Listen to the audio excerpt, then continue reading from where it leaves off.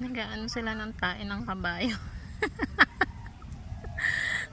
Yung isa, yung kuya, yung taga-pala. Tapos ito, si Eric, taga, taga ano ng cart papunta dun sa may baon or sa may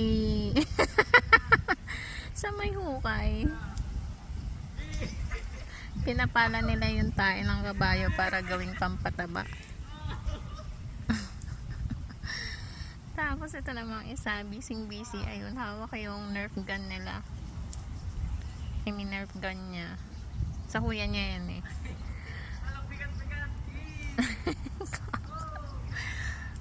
Hoy, wag masyadong madami, baka hindi niya kaya.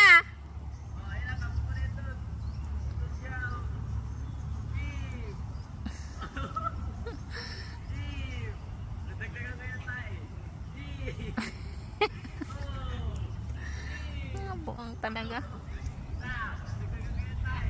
So, diba? Nagkaroon din ng purpose yung energy ng mga bata. Ano ba yan?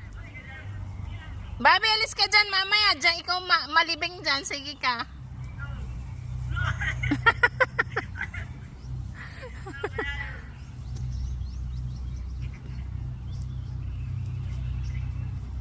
Yung kuya na niya yan nagtuloy kasi hindi niya kaya.